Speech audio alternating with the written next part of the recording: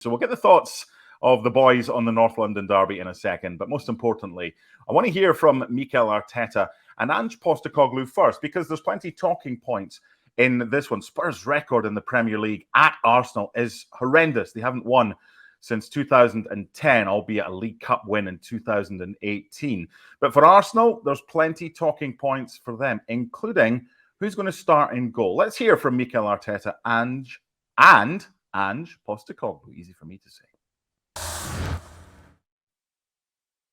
It's very difficult with every player, and I suffer and I care about every player that is not playing. But this is the competition, and this is my job as well to make decisions in the best possible way for the team. And he's been very supportive. He's been really good around the place, and that's what I expect from every single player. Because when you are on that field, there is someone else that is not. So it goes both ways, and so far it's been really, really good. There's no other reason that we play this football than to be successful. So if I didn't think we were going to be successful, I wouldn't play it against any opposition. So, from my perspective, I've often said that I don't set up my teams to play football that's just nice to watch. I set up my teams to play football that'll win. And you have to believe in that against all opposition, in all kind of circumstances.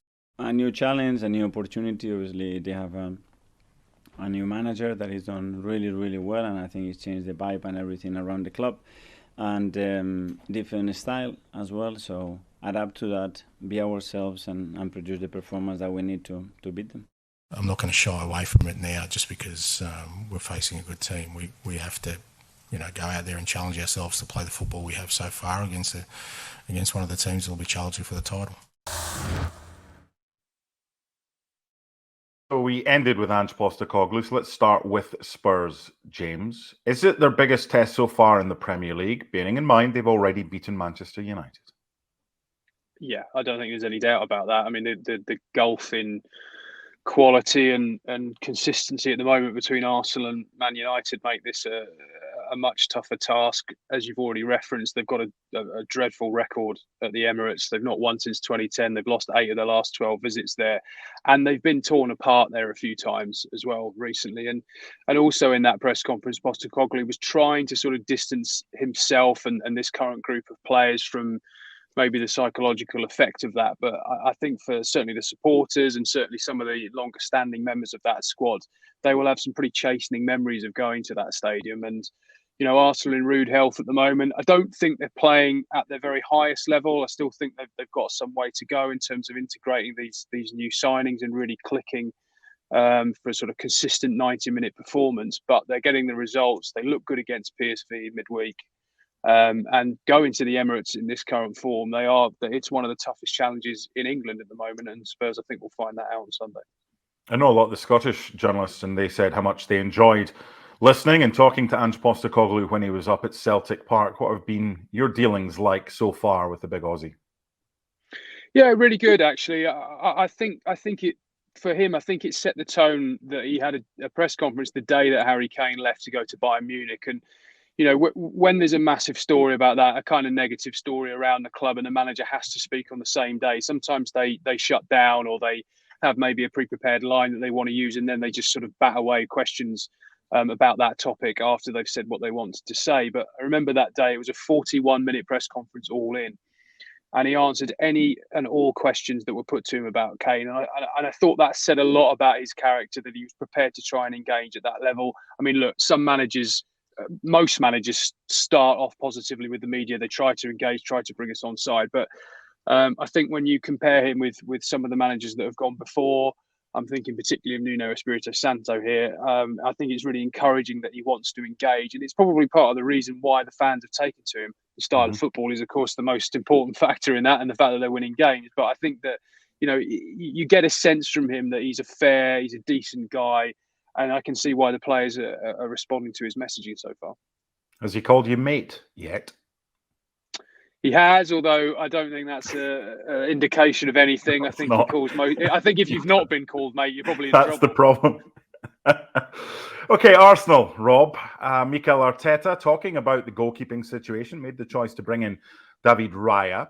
Played Kai Havertz in midweek. Very good performance against PSV from the whole team in this one. He says he's still not made his mind up who's going to be in goal for Sunday against Spurs. Talk to me about that. Tell me who you think will be in goal and if he has indeed made his mind up. And is there a chance he might name an unchanged lineup because that game was Wednesday and this one's Sunday? Yeah, I mean, the goalkeeping issue is interested in that it's not usual for top clubs to have two number one goalkeepers. And we've seen in the past when, I mean, it's obviously a difficult position anyway because you can only have one goalkeeper. It's not, you know, a centre forward or a midfielder where you can substitute players in and out and you're going to get minutes. If you're a goalkeeper and you're not playing, you're just not going to play. So it is difficult. And I think in the past we've seen that especially number two goalkeepers have had to have very specific characters to be able to cope with the demands of that job. And obviously Ramsdale has been used to being number one there. He was number one last year. He started the season as number one, and Raya's come in and played the last couple of games. Done well, kept clean sheets, and now Arteta's got a massive decision to make. The question is whether it unsettles the squad, because usually, it's the number one, a very, very set number one, and a very, very set number two. Does a squad, become a little bit more unsettled if they don't know who's going to play? I think probably, even though Arteta's saying that he doesn't know who his number one is, I think he probably does know. I think it's just a very, very difficult situation for him to navigate, and one that he's going to have to do very, very carefully, because ultimately he needs a number one goalkeeper who's going to play very well, but also a number two goalkeeper who's not going to upset the mood in the dressing room. In terms of team selection, I think it's quite interesting that they had a game in midweek again. Spurs obviously are not playing in Europe, so have had a whole week to prepare for this game. Arsenal and Arteta are going to have to learn to juggle with the demands of a very demanding competition in the Champions League, a competition they want to go very, very deep in, but also with the demands of playing in the Premier League as well. Obviously, if you win 4-0, those players will believe that they should start the next game because they've recorded a very good result.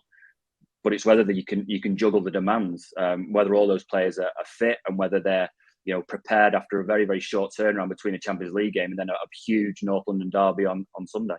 Mm-hmm. I'm sure Newcastle fans would argue otherwise, but the top four right now, Rob, is that the four strongest sides in the league as it stands, with both Arsenal and Spurs having won 4 and drawn 1? Or are you including Newcastle and maybe somebody else as part of a top 5 or a top 6 right now of the best teams in the league? Yeah, I think it's difficult because it's obviously still very, very early in the season. As I said, I think it's a huge advantage to Chelsea and Tottenham that they're not playing in Europe. Obviously, it's not an advantage that they want because they want to be playing in Europe. Mm-hmm.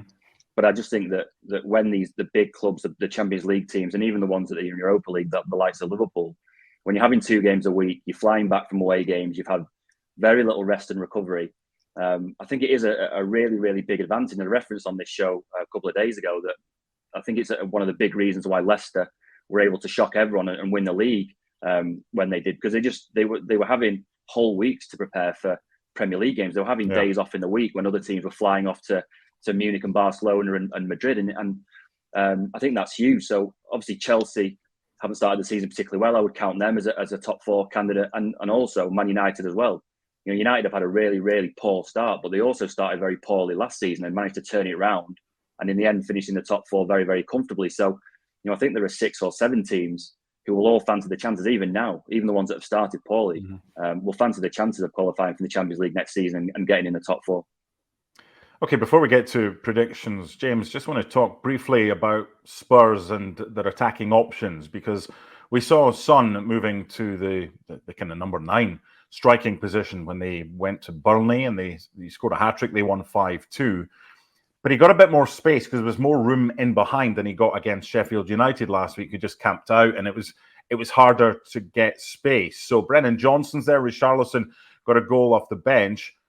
I personally think it would be a surprise if it wasn't Son leading the line. Could it be a better game for him than something like a team at home that sits with a low block and there's not much space? Are you expecting Son to play the main striker role on Sunday?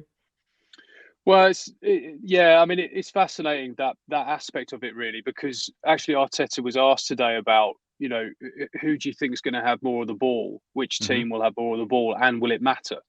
Because both of these sides are trying to, be front foot, dominating possession, they want to go and dictate games on their own terms, and obviously they both can't do that. So I think it's going to be quite frenetic, and you can see the space that Son could exploit potentially in behind. I just have this feeling that Richarlison will play, not based on any information. I just think that when he's talked about some of the off-field problems that he's had, and then the impact that he made against Sheffield United, fantastic to turn that game around with so little time as he did.